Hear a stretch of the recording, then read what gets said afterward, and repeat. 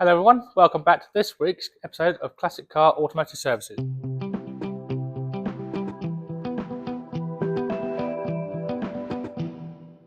As you saw last week, we've got the TR7 all buttoned up and running, and we're just finalising the settings on the carbs and the ignition timing. We will be taking this out on road test today. The weather's actually half decent, a little bit windy, but it's actually quite a nice day. So we're just waiting for Tom to come back, and he will come along as well, and we'll go out and take you guys out and show you the performance in the car. When it comes to ignition timing on it, it's not perfect at the moment. For the specifications on the cam, what we've had to do is it's running 13 degrees before TDC on idle, when it should originally be 10. And it's then advanced into 26 degrees before TDC at 3,500 RPM. Ideally, we want it to advance to between 28 and 30 degrees at 3,500 to 4,000 RPM, but we can't actually get that without having it way too far advanced low down. So we've had to compromise it a little bit, have a little bit advanced low down and a tiny bit retarded at the top end at the moment. We will sort this out, but for now, that's where we've got it set. It seems quite happy at the moment, but to get it sorted out means doing some modifications to the distributor, which I've got a spare one over there, and I'll show you what needs to be done to do it. So here we have a spare Triumph TR7 distributor, and if I hold the bottom, the mechanical advance on the distributor is that the top piece that moves. So this one's a little bit sticky, a little bit tight. So these weights, these fly out. It's hard to do it, but these weights, they fly out with centrifugal force, which then make that rotate that few degrees. So what we need to do to keep it so we can have it run on standard ignition timing on idle but advance more is we need to modify the stop of how much this actually moves, which I'm trying to look for. I don't know if you'll be able to see it just in here. Just inside there, underneath my finger, there's a little pin, and that is the stop. So we have to take all this apart, make it so that will move more, then put some slightly lighter springs on it, and maybe add a little bit of weight to the weights, so it will then advance more. And with that, it's quite time consuming. It's all just trial and error of how much you'll have to go to get it where you want it. So do a little bit at a time, try it until we actually get it to where we want. The other way of doing it is to put in a fully programmable distributor, which that's quite easy. They're done electronically then. I can't actually seem to find one for a TR7 anywhere that is suitable for what we want. So we might have to go old school and modify that. On the fueling on the carburetors, what we did is here we have a needle. On the TR7, it's got two of these in each carburetor, one each carburetor, and we've on idle it weren't running too bad. It was actually running. The fueling was pretty much right, but on the first time we tried it up the road, it was getting to about 4,000 RPM and it was really peaking out. It wanted a lot more fuel. I found that out. What I've done is I pulled the choke a little bit, and it instantly picked up and pulled quite hard. So it just needed a lot more fuel higher at the rev range.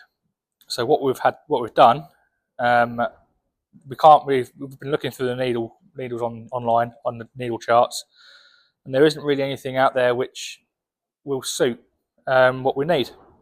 So we've got some standard needles, and we profiled the bottom part of the needle a little bit. So it's idling on the fueling up the top, up here.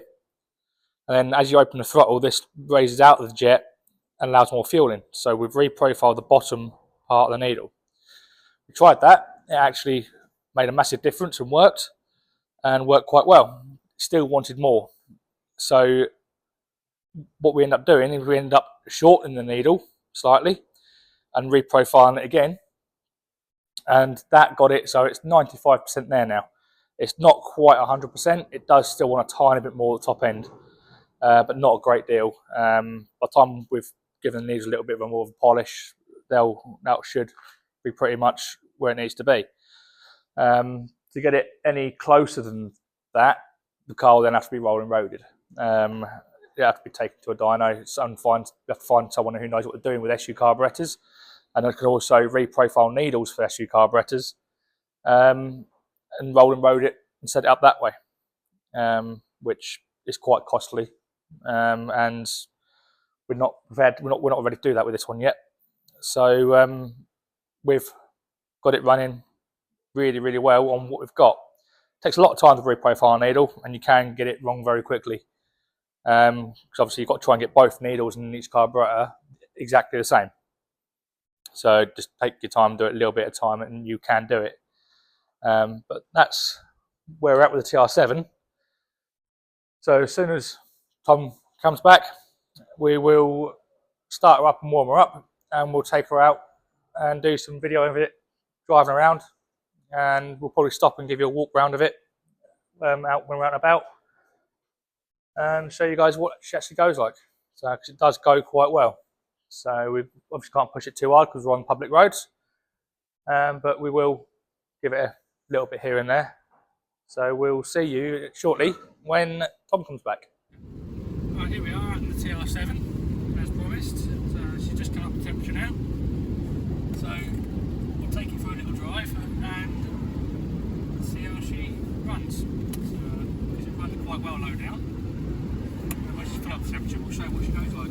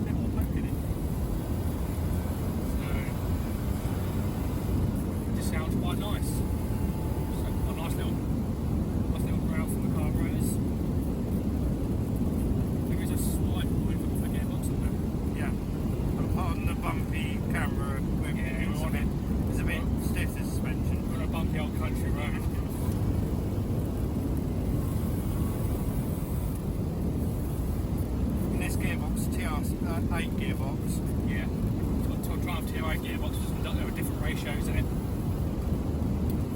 which make it, and it's got a close ratio, second and third, which on the country lanes makes it quite fun.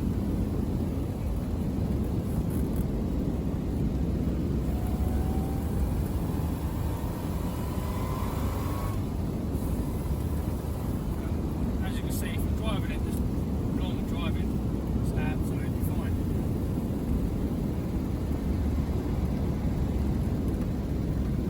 You're lucky, barriers are up.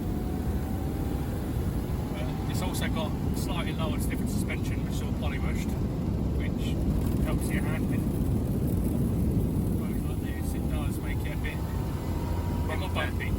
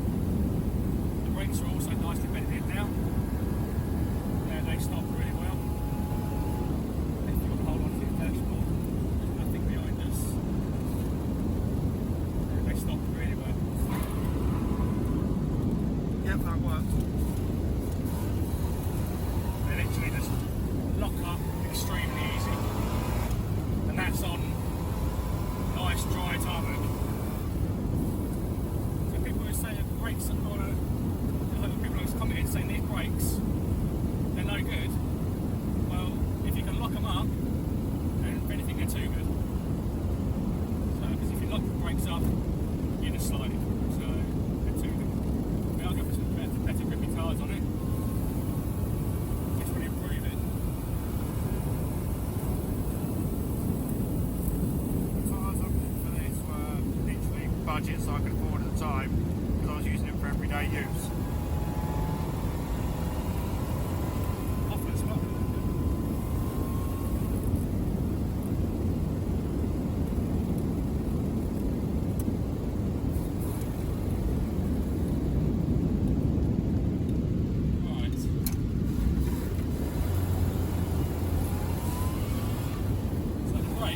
Yeah, like I said about the brakes, they are very good. Well, it's never locked up that easy before, has it? No. It's never locked up like that. That surprised me, to be honest. We're going to only have cheap pads than before. Yeah, and that's how I read this side either. No. Right.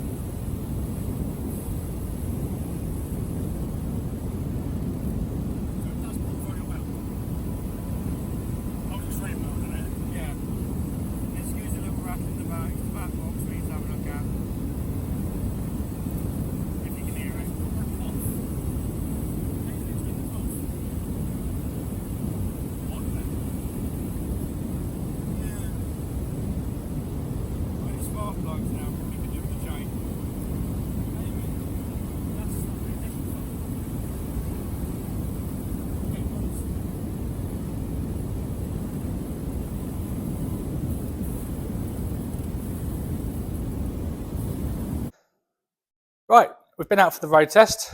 We did have to cut it a little bit short on the video as we had a small issue with it. It started coughing now and again, and we were sort of wondering what it was. Then it got considerably worse and then cut out. So we pulled over, and luckily all it was the power feed to the coil was loose. So we would tighten that up, put it back on. We started straight back up, and off we went again. It's obviously where we've been routing around in the engine bay. It's just come loose and we hadn't seen it because it's not something we'd unplugged. So, but after that, the road we drove home absolutely perfectly. So, hope you can see in the video how well it goes. It does go extremely well. Revs very hard. We weren't pushing it to its limits, obviously because it's on the roads. Give it a little stretch here and there. The brakes are absolutely awesome. Slightest touch, you can lock them solid. So you have to be a bit careful with them. Like I did say, we're going to put some grippy tyres on it. So this one is very nearly ready to go back out for the summer. So they can get some use out of it. So that's it for this week. As we've not really had much time to do anything else at the moment. We've not made much progress on the other cars. Other than the Dolomite, where I've hopefully got a load of parts organised for it. Dashboard, a load of more Dolomite Sprint parts. Hopefully I've got them organised for that. So that'll be it for this week. See you next week. Please like and subscribe. And if you want any work doing TR7s or Dolomites, please contact us. See you next week.